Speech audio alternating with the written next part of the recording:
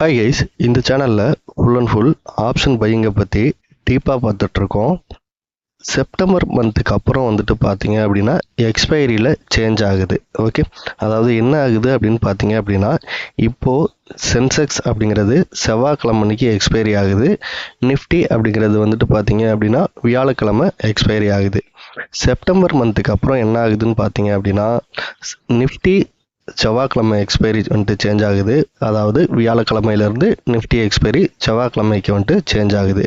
அதே போல் Sensex expiry செவ்வாய்க்கிழமையிலேருந்து வியாழன்கிழமை change ஆகுது. Okay, இதனால நமக்கு என்ன ஆபத்து அப்படின்னு பார்த்தோம் அப்படின்னா, நமக்கு எந்த ஒரு ஆபத்துமே வந்துட்டு கிடையாது.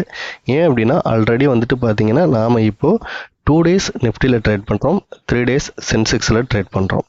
ஓகே, இதுக்கப்புறம் வந்துட்டு பார்த்தீங்க அப்படின்னா 2 days சென்செக்ஸில் ட்ரேட் பண்ண போகிறோம், 3 days நிஃப்டியில் வந்துட்டு ட்ரேட் பண்ண போகிறோம்.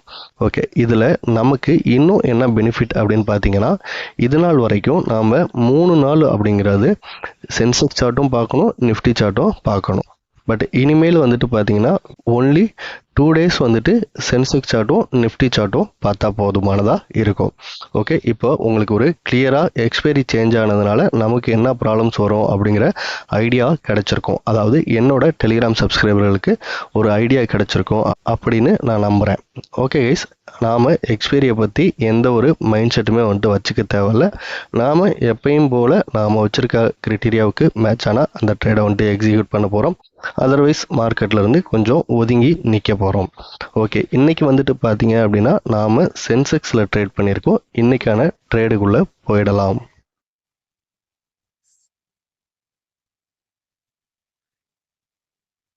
நான் லாஸ்ட்டாக ஃப்ரைடே அப்லோட் பண்ணியிருந்த வீடியோலேயே நான் சொல்லியிருப்பேன், சென்செக்ஸில் எதெல்லாம் வந்துட்டு ஒரு முக்கியமான டர்னிங் பாயிண்ட்டாக இருக்க வாய்ப்பு இருக்குது, அதே போல் நிஃப்டியில் எதெல்லாம் வந்துட்டு முக்கியமான டர்னிங் பாயிண்ட்டாக இருக்கிறதுக்கு வாய்ப்பு இருக்குது அப்படின்ற மாதிரி சொல்லியிருப்பேன்.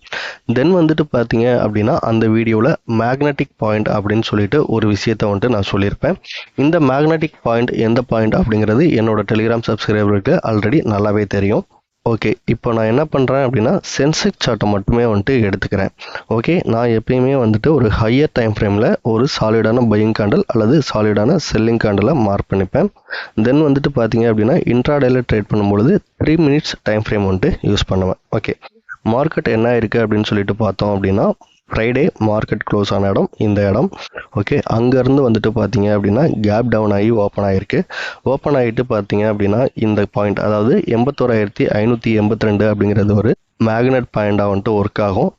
இந்த மேக்னெட் பாயிண்டை எப்படி ஐடென்டிஃபை பண்ணுறது அப்படிங்கிறத பற்றி நம்ம டெலிகிராம் சப்ஸ்கிரைபருக்கு ஆல்ரெடி எக்ஸ்பிளைன் வந்துட்டு பண்ணியிருக்கேன். ஸோ இது ரொம்ப ஈஸியாக தான் வந்துட்டு இருக்கும்.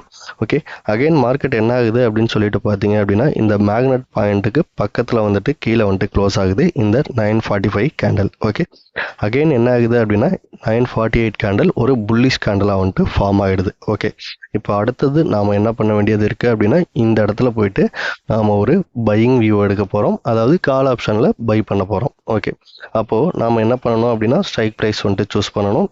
இங்கே நம்மளோட இம்பார்ட்டன்ட் பாயிண்ட் அப்படிங்கிறது 81,582 இருக்கு இல்லையா? ஸோ நாம் என்ன பண்ணலாம் அப்படின்னா 81,600 கால் ஆப்ஷன் சார்ட்டை எடுத்துக்கலாம். ஓகே கைஸ், இங்கே வந்துட்டு பார்த்தீங்க அப்படின்னா நான் இப்போது 81,600 கால் ஆப்ஷன் சார்ட்டை வந்துட்டு எடுத்திருக்கேன். ஓகே, ஸ்பாட் சார்ட்டில் வந்துட்டு என்ட்ரி வந்த கேண்டில் இந்த 942 கேண்டில். ஓகே, நம்ம ஸ்பாட் சார்ட்டில் இது ஒரு கால் ஆப்ஷன் ட்ரேடை வந்துட்டு எக்ஸிக்யூட் பண்ண போகிறோம் அப்படின்னு சொல்லிட்டு முடிவு பண்ணிட்டோம்.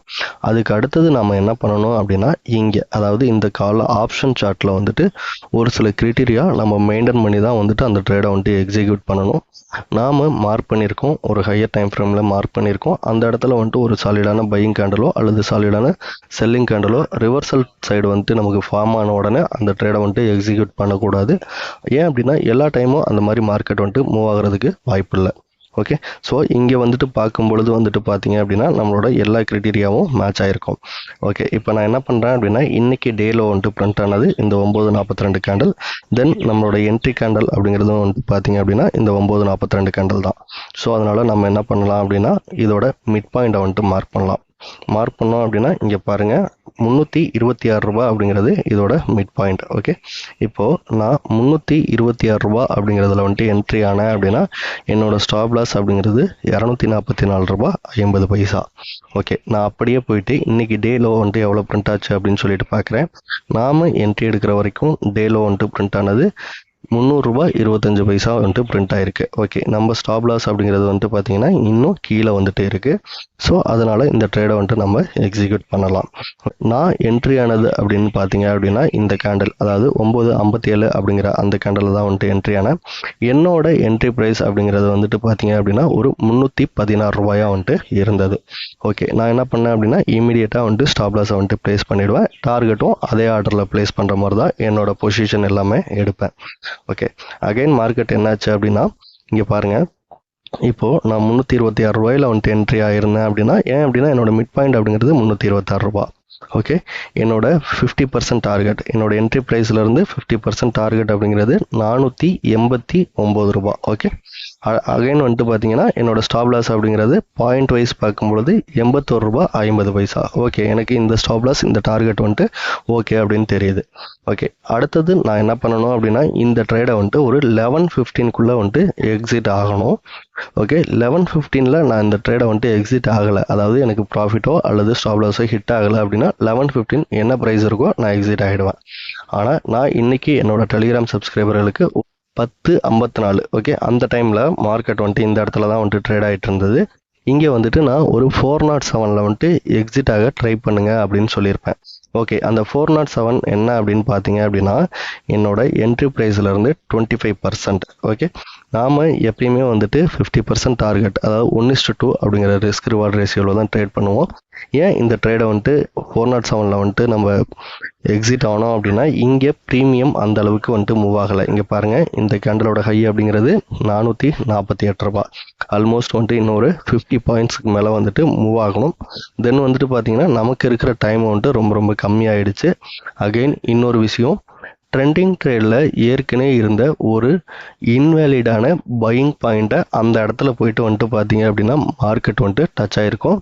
நம்ம டெலிகிராம் சப்ஸ்கிரைபர் இந்த வார்த்தையை வந்துட்டு நீங்கள் நல்லா நோட் பண்ணிவிட்டு ஆப்ஷன் சார்ட்டை செக் பண்ணுங்கள். அதாவது ட்ரெண்டிங் ட்ரேடில் ஒரு இன்வேலிட் பையிங் கேண்டில் வந்துட்டு ஃபார்ம் ஆகிருக்கும். ஸோ அதோட லோ கட் ஆகிறப்ப இந்த இடத்துல வந்துட்டு மார்க்கெட் வந்துட்டு ட்ரேட் ஆகிட்டு இருந்திருக்கும். ஸோ அதனால தான் நான் வந்துட்டு 407 ரூபா அப்படிங்கிற ப்ரைஸில் வந்துட்டு எக்ஸிட் ஆக சொன்னேன். ஓகே கைஸ், இப்போ இந்த வீடியோ ரெக்கார்ட் பண்ணும்பொழுது ஆல்மோஸ்ட் வந்துட்டு ஒரு 11:30 வந்துட்டு ஆகிட்டுருக்கு.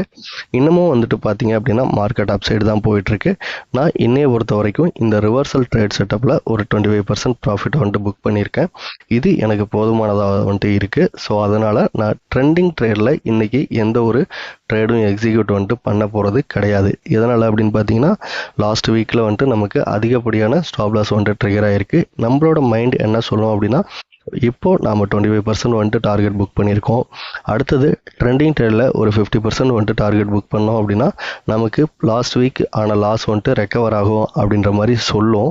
ஆனால் அது வந்துட்டு மார்க்கெட்டில் ஒபே ஆகாது. ஓகே, ஏன் அப்படின்னா ஆல்ரெடி மேக்னெட் பாயிண்ட்லேருந்து மார்க்கெட் ரிவர்சல் ஆகி மூவ் ஆகிட்டுருக்கு. ஸோ அப்போது நம்ம ட்ரெண்டுக்கு அகெயின்ஸ்டாக போய் மறுபடியும் ட்ரேடை வந்துட்டு எக்ஸிக்யூட் பண்ணுற மாதிரி இருக்கும். ஸோ இந்த மாதிரி கன்ஃபியூஷன் எதுவுமே வர வேணாம் அப்படிங்கிறதுக்காக தான் நான் என்னோட டெலிகிராம் சப்ஸ்கிரைபருக்கு சொல்லியிருப்பேன். இன்றைக்கான ட்ரேடு வந்துட்டு போதுமானது. நாளைக்கு நமக்கு வந்துட்டு இன்னும் மார்க்கெட் இருக்க தான் போகுது. நாளைக்கு வந்துட்டு நம்மளோட ட்ரேட் டிசிஷனை வந்துட்டு எடுத்துக்கலாம். இதோட உங்களோட ட்ரேடிங் கில் சுவிட்சை வந்துட்டு ஆன் பண்ணிவிட்டு ட்ரேடிங் டெர்மினலில் க்ளோஸ் பண்ணுங்கள் அப்படின்னு சொல்லியிருப்பேன். ஓகே கைஸ், ஒன்ஸ் வந்துட்டு மார்க்கெட் க்ளோஸ் ஆகட்டும், நாளைக்கான இம்பார்ட்டன்ட் பாயிண்ட்டை மார்க் பண்ணிக்கலாம்.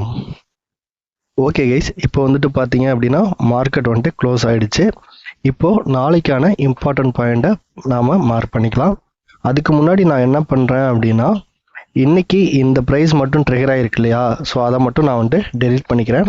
அதே போல் நிஃப்டிலேயும் வந்துட்டு டெலீட் பண்ணிவிட்டு ஃப்ரெஷ்ஷாக இருக்கிற இம்பார்ட்டன்ட் பாயிண்ட்ஸ், அதாவது ஹையர் டைம் ஃப்ரேமில் ஒரு சாலிடான பையிங் கேண்டில் அல்லது சாலிடான செல்லிங் கேண்டில் வந்துட்டு நம்ம மார்க் பண்ணிக்கலாம். ஓகே, இன்றைக்கி எனக்கு பார்க்கும் பொழுதே வந்துட்டு பார்த்தீங்க அப்படின்னா சென்செக்ஸில் இந்த கேண்டில் இருக்குல்ல, இது ஒரு பையிங் கேண்டிலாக வந்துட்டு தெரியுது. ஸோ அதனால் நான் வந்துட்டு அதை மார்க் பண்ணிக்கிறேன். அதே போல் வந்துட்டு பார்த்தீங்க அப்படின்னா இந்த கேண்டில் வந்துட்டு ஒரு பையிங் கேண்டிலாக இருக்குது. ஸோ அதனால் நாம் இதையும் வந்துட்டு மார்க் பண்ணிக்கலாம். அடுத்தது இந்த கேண்டில் வந்துட்டு ஒரு பையிங் கேண்டிலாக இருக்குது. ஓகே, 3 பையிங் கேண்டில் வந்துட்டு இருக்குது. அதே போல் வந்துட்டு பார்த்தீங்க அப்படின்னா செல்லிங் கேண்டில் அப்படின்னு பார்த்துட்டோம் அப்படின்னா இந்த கேண்டில், அதாவது இன்னைக்கு டே ஹை போச்சு இல்லையா, இது ஒரு சாலிடான செல்லிங் கேண்டில். அடுத்தது இந்த கேண்டில், அதாவது 2.45 கேண்டில் ஒரு சாலிடான செல்லிங் கேண்டில். ஸோ அதனால் இதையும் வந்துட்டு நான் செல்லிங்காக வந்துட்டு மார்க் பண்ணிக்கிறேன். இது எல்லாம் வந்துட்டு பார்த்தீங்க அப்படின்னா சென்செக்ஸில். ஓகே, லாஸ்ட்டு 15 மினிட்ஸோட ஹைலோ வந்துட்டு நான் பிளாக் கலர் லைனில் மார்க் பண்ணிக்கிறேன். இந்த லாஸ்ட்டு 15 மினிட்ஸோட ஹைலோ ப்ளஸ் வந்துட்டு இதோட மிட் பாயிண்ட், இது எல்லாமே வந்துட்டு பார்த்தீங்க அப்படின்னா ரொம்ப ரொம்ப இம்பார்ட்டண்ட்டாக இருக்கும். ஓகே, அடுத்தது நான் என்ன பண்ணுறேன் அப்படின்னா நிஃப்டி சார்ட்டை ஓப்பன் பண்ணிக்கிறேன்.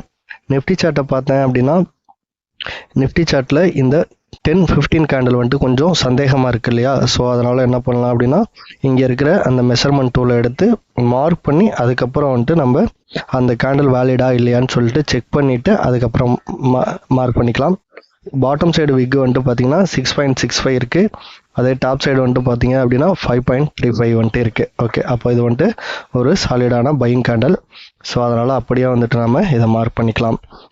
அடுத்தது பார்த்தீங்க அப்படின்னா இதுவுமே வந்துட்டு ஒரு சாலிடான பையிங் கேண்டில். தென் இந்த கேண்டில் வந்துட்டு ஒரு சாலிடான பையிங் கேண்டில். அடுத்தது பார்த்தோம் அப்படின்னா இந்த கேண்டிலுமே வந்துட்டு ஒரு சாலிடான பையிங் கேண்டில். சென்செக்ஸில் பார்த்தீங்க அப்படின்னா 3 பையிங் கேண்டில் இருக்கும். நிஃப்டியில் பார்த்தீங்க அப்படின்னா 4 பையிங் கேண்டில் வந்துட்டு இருக்குது. ஓகே, நாம் 2 சார்ட்டும் பேரலாக வாட்ச் பண்ணுறது அப்படிங்கிறது ரொம்ப ரொம்ப இம்பார்ட்டண்ட்டாக இருக்கும். ஓகே, தென் வந்துட்டு பார்த்தீங்க அப்படின்னா நம்ம செல்லிங் கேண்டில் மார்க் பண்ணிக்கலாம். இந்த கேண்டில் செல்லிங் கேண்டில். அடுத்தது பார்த்தீங்க அப்படின்னா இந்த கேண்டில் வந்துட்டு செல்லிங் கேண்டில். ஓகே, இப்போது இவ்வளோ பையிங் கேண்டில், அதாவது 4 பையிங் கேண்டில் இருக்குது, 2 செல்லிங் கேண்டில் இருக்கு இல்லையா. ஸோ இதை நாம் வந்துட்டு ஃபில்டர் பண்ணணும். ஓகே, இதை எப்படி ஃபில்டர் பண்ணுறது அப்படிங்கிறத பற்றி என்னோட டெலிகிராம் சப்ஸ்கிரைபர்களுக்கு ஆல்ரெடி நான் வந்துட்டு சொல்லியிருக்கேன்.